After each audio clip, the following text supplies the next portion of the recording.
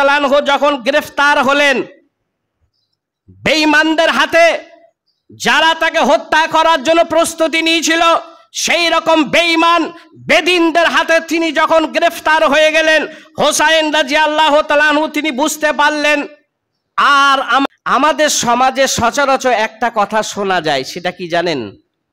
এজিদ, কোনো একটা মানুষ যদি খারাপ আচরণ করে, বলে তুই এজিদ বংশের লোক রে। কোনো একটা মানুষ, কোনো একটা বন্ধু বন্ধুকে কথার মারপিটে বলে যে তুই এজিদের মতন তোর কাজ মানে কার্যকলাপগুলো, তোর কর্মগুলো সব এজিদের মতন হয়ে যাচ্ছে। আচ্ছা, সার্বিকভাবে এই ভাষাটা কি দাঁড়াচ্ছে? এজিদ লোকটা অত্যন্ত খারাপ, জঘন্য, তাই না? এটাই তো মৌলিকতা। কারণ কথায় কথায় যখন খারাপ আচরণ যখন দেখে শুনে যখন বলছি এজিদের লোক, তুই এজিদের মতন মানুষ, তো এজিদ বংশের লোক, তোর ক্ষমা নেই, তোর ই নেই, ইত্যাদি বহু রকম আমরা কথা শুনিয়ে দিই। তাহলে এজিদ লোকটা আমাদের ব্রেনে কি অত্যন্ত জঘন্য বা নোংরা। একবার সবাই অন্তর থেকে আস্তাগফিরুল্লাহ বলেন। লোকটা নোংরা লোক নয়, খারাপ লোক নয়, লোকটা জান্নাতি না জাহান্নামী এই সার্টিফিকেট আপনাকে দেওয়া হয়নি, এটা বলার জন্য আপনাকে ইখতিয়ার দেওয়া হয়নি। তবে হ্যাঁ, এতদূর নিষেধ আছে, আপনি ওই লোকটাকে জাহান্নামীও বলতে পারেন না, আবার ওই লোকটাকে ফেরেশতার মতন জান্নাতীও বলতে পারেন না। তবে লোকটা কিন্তু খারাপ ছিল না, লোকটা ভালো ছিল। এখন আমাদের সমাজে যেটা মহরম বলতে গেলে যেটা আমরা বুঝি, সেটা হলো 10ই মহরম, আশুরার দিনটাকে, ওইটাকে আমরা মহরম মনে করি। কিন্তু 10ই দিনটা মহরমটাই আমরা জানি। তা 10ম দিনে যেটা আশুরা, সেই আশুরার দিনটা আমাদের যেদিন এসে যায়, ঠিক 2 দিন আগে আমরা সেটা কিন্তু সজাগ হয়ে যাই। কেন বলুন তো? কিসের জন্য বলবো? কিসের জন্য আমরা জেনে যাই? সেটা একটাই কারণ, আমার শ্বশুর বাড়িতে মহরম হয়, আমার শারু ভাইয়ের বাড়িতে মহরম হয়, আমার শালির বাড়িতে মহরম হয়, আমার অমকের বাড়িতে মহরম হয়। সেই তাজিয়া মহরম দেখার জন্য আমাদের সময় দিতে হবে, ব্যবসা আমাদের বন্ধ রাখতে হবে, চাষাবাদ আমাদের বন্ধ রাখতে হবে। চাকরিতে সেদিন ছুটি ঘোষণা আছে, দেখবেন ক্যালেন্ডার খুলে 10ই মহরমে সরকারি অনুযায়ী আপনার ছুটি ঘোষণা আছে। তাহলে সরকারও জানে, বেসরকারও জানে যে ওই দিনটা একটা মহান দিন। আচ্ছা, আমরা যেটা মহান ভেবে যেভাবে আমরা পালন করে আসি বা করার জন্য উন্মুক্ত হচ্ছি, আমাদের যে মানসিকতা, সেটা কি সঠিক? কোনোদিন ভেবেছেন? কোনোদিন একটু ব্রেন দিয়ে চিন্তা চেতনা আপনার হয়েছে? হয়নি, হওয়ার প্রয়োজন মনে করেন না। তাই তো চলেন এজিদের কথাটা একটু আপনাদেরকে স্মরণ করিয়ে দিই। এজিদের ঘটনাটা যদি লম্বা, তার জন্ম মৃত্যু, অর্থাৎ এজিদের আগে তার বাবা যিনি ছিলেন, তার বাবা থেকে শুরু করতে হবে, তবে এজিদের ঘটনা শেষ করা যাবে। তা সেই শুরু থেকে শেষ পর্যন্ত বলতে গেলে এটা খোদবার মাধ্যমে সম্ভব নয়। যেটা আপনাদেরকে আমি মৌলিক শোনাতে চাচ্ছি, সেটা হলো আপনারা একটু গল্পের আকারে শুনে রাখুন। কেননা সমাজে আপনাদের কাছে বহু রকম করে অতিরঞ্জিতভাবে আপনারা শুনে আসছেন যে ঘটনাগুলো, সেইগুলা থেকে আমি আপনাদেরকে বাছাই করা কিছু নিখুঁত বা সত্য, যেটা ভিত্তিহীন, সেই কথাগুলো আমি বলবো না। দলিল ভিত্তিক যে কথাগুলো আছে সেগুলো আমি আপনাদেরকে একটা একটা করে বলি। যেমন শুনলেন, খলিফা মানে ইয়াজিদের বাবার নাম হচ্ছে আমিরে মুয়াবিয়া। তা আমিরে মুয়াবিয়া তিনি যখন খলিফা ছিলেন, খলিফা মানে বুঝতে পারছেন, সহজে আপনাদেরকে বুঝিয়ে দিই, পঞ্চায়েতের প্রধান, একটা এমএলএ, একেই বলা হয় খলিফা, যেটা আপনারা সহজে বুঝবেন। তা এই খলিফা আমিরে মুয়াবিয়া শেষ বয়সে তিনি একটা জিনিস সবসময় ভাবতেন, তাই তো আমি তো মারা যাব, আমার বয়স হয়ে গেছে, তাহলে আমার পদে কাকে বসানো যাবে? সব সময় রাতে দিনে 24 ঘন্টায় তার একটা চেতনা ফিরত, একটা চিন্তা তাকে গ্রাস করতো, কাকে করা যায়। বললো আমার একটা ছেলে আছে যার নাম ইয়াজিদ মুয়াবিয়া, তাহলে ইয়াজিদকে যদি আমার পরবর্তী স্থানে ইয়াজিদকে যদি আমি বসাইতে পারি, তাহলে সাকসেস, তাহলে আমার নামটা ও একদিন জিন্দা রাখবে। তা খলিফা আমিরে মুয়াবিয়া শেষ বয়সে তিনি ভাবনা চিন্তা করতে করতে একটা নাম বলে ফেললেন, সেটা হলো কি ইয়াজিদ বিন মুয়াবিয়া। এর নামটা ঘোষণা সবসময় করতেন। এই নামটা যখন ঘোষণা হয়ে গেল, সেই সময় হযরতে হুসাইন রাদিয়াল্লাহু তাআলা তিনি সুস্থ মানুষ অস্বীকার করলেন। অস্বীকার করার কারণটা কি? একটা মিনিট ভেবে দেখবেন ঘটনা শোনার পরে। তিনি অস্বীকার কেন করেছিলেন? নিজে পদলোভীর জন্য? না, আস্তাগফিরুল্লাহ, কখনোই না। এরকম একটা দামি একটা মানে আল্লাহর নবীর নাতিজি, কখনোই এই মানসিকতা থাকতে পারে না। তবে যখন আমিরে মুয়াবিয়া যখন ইয়াজিদের নামটা ঘোষণা দিল, তখন কিন্তু হযরতে হুসাইন রাদিয়াল্লাহু তাআলা আনহু তিনি দ্বিমত করেছিলেন।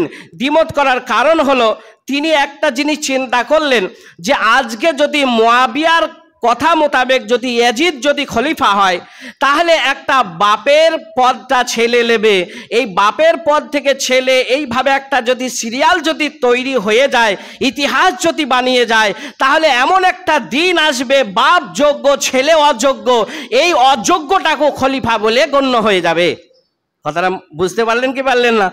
তাহলে এখানে হুসাইন রাদিয়াল্লাহু তাআলা আনহুর দ্বিমত হওয়ার একটি কারণ যে ইয়াজিদ যে আজকের যুগে অর্থাৎ সেই যুগে ইয়াজিদ যে খলিফার অযোগ্যতা বলতে চাচ্ছেন না, তিনি বলতে চাচ্ছেন আজকে যদি মুয়াবিয়ার কথায় যদি ইয়াজিদ যদি খলিফা হয়ে যায়, তাহলে এমন একটা দিন আসবে বাপ যোগ্য ছেলে অযোগ্য হওয়ার কারণেও কিন্তু সেখানে খলিফা নিযুক্ত হয়ে যাবে। সেদিন আর কেউ চুরমার করতে পারবে না। এই জন্য হুসাইন রাদিয়াল্লাহু তাআলা আনহু এই দিক দিয়ে একটু দ্বিমত করেছিলেন। তাতে হযরত হুসাইন দ্বিমত হওয়ার কারণ তো শুনলেন। দেশ পরিচালনার দিক দিয়ে যোগ্য ব্যক্তি ছিলেন ইয়াজিদ, ঠিক আছে, কিন্তু তাকওয়া আল্লাহ ভীরুতার দিক দিয়ে তিনি অতটা যোগ্য ছিলেন না।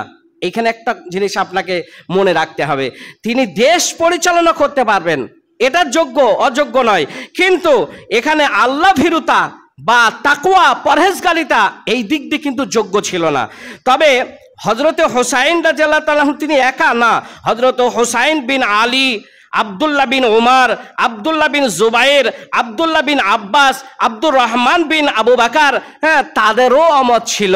তাহলে এখানে শুধু একজনের উপরে দোষারোপ করলে হবে না যে হযরত হুসাইন রাদিয়াল্লাহু তাআলা দ্বিমত করেছিল, না, এতগুলা মানুষ আরও পেছনে অনেক ইতিহাস আছে, তারাও কিন্তু দ্বিমত ছিল। তবে ইয়াজিদকে খলিফা ঘোষণা দেওয়ার পর 60 হিজরির 4 রজব মাসে তার মৃত্যু হয়। কার? মুয়াবিয়ার। এখানে যখন আমিরে মুয়াবিয়া যখন মৃত্যু হয়ে যায় 60 হিজরিতে 4 রজব মাসে তার মৃত্যু যখন হয়ে যায়, আমিরে মুয়াবিয়া যেদিন মৃত্যু হয় সেদিন কিন্তু ইয়াজিদ কিন্তু দামেস্কের মাটিতে ছিল না। সে মানে বিদেশে পাড়ি দিয়েছিল, সফরে গিয়েছিল, দামেস্কের মাটিতে সেদিন ছিল না। তবে এই মানে খবরটা শুনে, তখন তার ফোনের যুগ ছিল না। আপনার যেমন বাড়িতে একটা বিপদ হলো, কোথায় দিল্লির মাটিতে 1 মিনিটের মাধ্যমে একটা পয়সা খরচের বিনিময়ে আপনি সঙ্গে সঙ্গে ছেলেকে বলছেন, বাপ তোমার মা মারা গিয়েছে, তুমি কি করবে, কিভাবে আসবে, এখন তোমার ব্যাপার। বলো ঠিক আছে আব্বা, আমার জন্য অপেক্ষা করো, আমি প্লেন ভাড়া করে চলে যাচ্ছি। ঠিক 3 ঘন্টা পরে এতে কলকাতার বুকে নেমে গেল, ওখান থেকে আর 3 ঘন্টা মানে 6 ঘন্টার ভেতরে আপনার বাড়ি পৌঁছিয়ে গেল। এইভাবে তো তখন আদান প্রদান ছিল না, চিঠির মাধ্যমে লেনদেন চলতো, তখন চিঠি দিয়ে খবরাখবর এরকম লেনদেন হতো। তাই এখানে যখন দামেস্কের মাটিতে ছিল না, সেই সময় উনি খবর পেয়ে বাড়ি আসলেন। বাড়ি এসে দেখলেন তার দাফন কাফনের কাজ হয়ে গেছে। আমিরের দাপন কাপনের মানে কাজ হয়ে গেছে, তার মানে জানাজাও পড়তে পেলেন না, মাটিও দিতে পেলেন না। কিন্তু তিনি একটা খবর শুনলেন প্রতিবেশীর কাছ থেকে, আত্মীয় স্বজন নিকট আত্মীয় যারা, তাদের কাছ থেকে শুনতে পেলেন যে উনি মৃত্যুর পূর্বে মানে যে কথাটা বলেছিলেন সেটা মানে ইয়াজিদ বিন মুয়াবিয়া অর্থাৎ আমার নামটা খলিফার নামে ঘোষণা করে গেছে, আমার নামটা খলিফা বলে ঘোষণা দিয়ে গেছে। এই খবরটা শুনে তিনি খুশিতে আটখানা হয়ে গেলেন। বিভিন্ন জায়গায় খবরাখবর পৌঁছে দিল, গো আমি আজ থেকে আমির, আজ আমি খলিফা তোমাদের, এরকম করে রাস্তাঘাটে আত্মীয় স্বজন দেশ বিদেশে সব জায়গায় ছড়িয়ে দিল। আমি একটা পদ পেয়ে গেলাম, আমার একটা বড় পদমর্যাদা সে মামে এইরকম নিজেকে নিজে একটা বিশাল কিছু ভেবে নিল। এই খবরটা পৌঁছানোর পরে তখন কুফার গভর্নর ছিল, কে শুনে নেন, যে সময় তিনি এই খবরটা পৌঁছাচ্ছেন, কুফার গভর্নর ছিল সেই সময় নোমান ইবনে বাসির, আর বসরার যিনি গভর্নর ছিলেন তার নাম হলো উবাইদুল্লাহ ইবনে জিয়াদ, মদিনার যিনি গভর্নর ছিলেন সেই সময় ওলিদ ইবনে উতবা। এগুলো শোনার আপনার অতি প্রয়োজন আছে। তা ওলিদ বিন তিনি যখন এই গভর্নরের কথাগুলো শুনলেন, শোনার পরে কুফাবাসীরা হোসাইন রাদিয়াল্লাহু তাআলা আনহুকে বললেন, আপনি আমাদের দেশে আসুন। কুফাবাসীরা ডাকছেন। এই দেখেন, হোসাইন রাদিয়াল্লাহু তাআলা আনহু কি যুদ্ধের ময়দানে যুদ্ধ করতে গিয়ে শহীদ হয়েছিলেন। ঘটনাটা শোনার পরে আপনি বুঝতে পারবেন, আপনার যদি জ্ঞান থাকে জ্ঞান চক্ষু দিয়ে আপনি একটু বিবেচনা করে দেখুন। তা কুফাবাসীরা যখন হোসাইন রাদিয়াল্লাহু তাআলা আনহুকে একাধিক চিঠি দিয়েছিল, একটা দুটি নয়, মানে 100রও অধিক তিনি চিঠি পেয়েছিলেন। সেই চিঠিতে লেখা ছিল, আপনার মতন একজন যোগ্য লোক থাকতে এজিদের মতন একজন অযোগ্য লোককে আমরা খলিফা মেনে নেব? কখনোই হতে পারে না, আপনি আমাদের দেশে আসুন। কুফাবাসীরা বলছে, একটা কথা মনে রাখবেন, মাঝখানে যেটা বলছি, আমি যাকে মারবো 6 মাস আগে গলা ধরে কাঁদবো, এই কথাটা শেষ পর্যন্ত মনে রাখুন। তাই এখানে বললো যে আপনার মতন একটা যোগ্য ব্যক্তি থাকতে আমরা কখনোই একটা অযোগ্য ব্যক্তি ইয়াজিদকে আমরা খলিফা হিসাবে আমরা মেনে নিতে পারি না। আপনি আমাদের কাছে চলে আসুন, আমরা রেডি আছি। তবে 1 লক্ষরও অধিক মানুষ আমরা তৈরি হয়ে আছি আপনাকে খলিফা বলে মেনে নেব, আর ইয়াজিদকে খলিফা বলে অমান্য করব।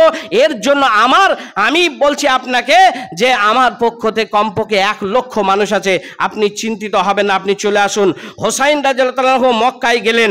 মক্কায় যাওয়ার পরে শত বাধার পরও একটা দুটি লোক নয়, তাবর তাবর মানুষ মনীষী যারা, তারা বলেছিল, হোসাইন রাদিয়াল্লাহু তাআলা আনহুকে বলেছিলেন, আপনি যাবেন না, আপনি যাবেন না, খবরটা অতি ভালো বুঝছি না, আপনি যেয়েন না। হাজারো বাধা অপেক্ষা করে তিনি চলে গেলেন। কুফা থেকে মক্কা চিঠি আসতে লাগলো, একটার পর একটা চিঠির বিনিময়ে তিনি মনটা এমন উতাল পাতাল করছে, কি জানি এতগুলা লোক বলছে আমরা খলিফা বলে মেনে নেব, এতগুলা লোক বলছে এজিদকে মানবো না, তাহলে বিষয়টা কি একবার জানাই যাক, একবার যাওয়া যাক সেখানে। তিনি করলেন কি, মক্কা থেকে হোসাইন রাদিয়াল্লাহু তাআলা আনহুর একজন চাচাতো ভাই ছিল। আমি কিভাবে কেটে কেটে আপনাদেরকে বোঝাচ্ছি, শুধু সময় সাপেক্ষ আপনারা বুঝতে পারছেন। তা মক্কা থেকে যখন হোসাইন রাদিয়াল্লাহু তাআলা, তার একজন চাচাতো ভাই, তার নাম হলো মুসলিম ইবনে আকিল। মুসলিম ইবনে আকিলকে বলল, ভাই তুমি একটু কুফার মাটিতে যাও তো, তাদের খবরাখবরটা নাও, কতটুকু সত্য মিথ্যা তুমি একটু যাচাই বাছাই করে দেখো। তার চাচাতো ভাইকে পাঠিয়ে দিল।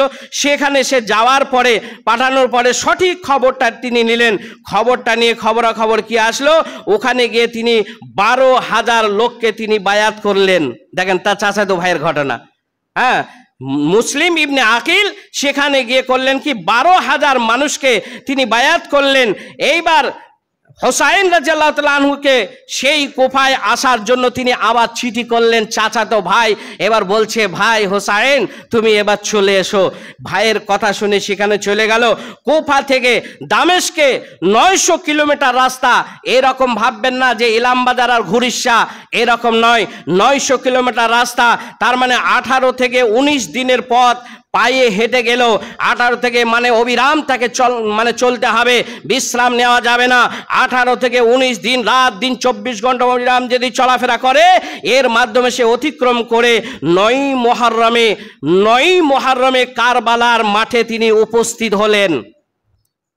9 মুহররম, তার মানে যেদিনকে আপনারা 10ই আশুরা যেটা বলছেন, 10 তারিখ যেটা, সেই আশুরা বা 10 তারিখের পূর্বে 9 তারিখে তিনি ওই কারবালার ময়দানে যেখানে তাকে শহীদ করা হয়েছিল, এইখানে তিনি উপস্থিত হলেন। হোসাইন রাদিয়াল্লাহু তাআলাকে এরা জীবনে বাঁচতে দেবে না। ধরাটা 2 রকম হয়। আপনার বিয়াই আপনার গ্রামে এসেছে অন্য কারো বাড়িতে, কি ব্যাপার বিয়াই আমাকে দেখা না করে চলে যাচ্ছেন, মানে 2 হাত দিয়ে যেমন বুকে জড়িয়ে আলিঙ্গন করে, না বিয়াই আমার বাড়ি 1 গ্লাস ঠান্ডা পানিও আপনাকে খেতে হবে, নচেত আপনাকে যেতে দেব না, এই একটা ধরা। আর একটা ইলামবাজার থেকে যখন প্রশাসন এসে একটা মানে দাগি লোককে একটা চোর ছেচরকে যখন গ্রেফতার করে নিয়ে যাবে, এই দুটো ধরা কিন্তু এক নয়। তাই এখানে হোসাইন রাদিয়াল্লাহু তাআলা আনহু তিনি যখন ওদের হাতে গ্রেফতার হয়ে গেলেন, তিনি তখন বুঝতে পারলেন আমাকে আর এরা জীবনে বাঁচতে দেবে না। সেই সময় তিনি বলেছিলেন 3টি কথা বলেছিলেন। এই তিনটি কথা কি কি? নাম্বার এক হলো হোসাইন রাদিয়াল্লাহু তাআলা বলল, তোমরা তো আমাকে বাঁচতে দেবে না, আমাকে তোমরা হত্যা করবে, আমাকে শহীদ হতে হবে। আমি বুঝতে পারছি শহীদের ঘ্রাণ আমি পাচ্ছি, তবে ভালো করে শুনে নাও, তিনটি কথা আমার যদি মেনে নাও তাহলে তোমাদের কামিয়াব হবে, তোমরা ভালো মানুষ পরিচিত হবে। কিন্তু তিনটি কথার ভেতরে এক নম্বর হলো এজিদের সাথে আমাকে একবার দেখা করতে দাও। তার মানে যার সাথে মূল টক্কর, যার সাথে মূল আমার মানে তর্ক বিতর্ক, যার পদর নিয়ে আজকে এত দূর ছিনামিনি চলছে, আমাকে সেই ব্যক্তিটার সঙ্গে একবার মোলাকাত করতে দাও। নাম্বার দুই, মক্কায় আমাকে ফিরে যেতে দাও। তার মানে আমি এই কারবালার মাঠে আসার আগে যেখান থেকে আমি রওনা দিয়েছিলাম সেটা মক্কার মাটি, সেই মক্কার মাটিতে আমাকে ফিরে যেতে দাও। নাম্বার তিন হলো যে কোনো মুসলিম রাজ্যে আমাকে যাওয়ার সুযোগ করে দাও, আমি সাধারণ মানুষের মতন জীবন যাপন করে বাঁচতে চাই। সাধারণ মানুষের মতন আমি জীবন যাপন করতে চাই, আমাকে তোমরা হত্যা করো না। আমি হত্যা মানে হওয়ার মতন এমন কুকর্ম করি নাই, এমন কুপ্রবৃত্তি আমার ভেতরে ছিল না, আমি কারো পদ নিছি না মানে খেলিনি, আমি নিজে পদলোভী নয়। তাহলে আমার কথাগুলা বোঝার চেষ্টা করো। হাজারো কথার মাঝখানে তারা মানতে চাইল না।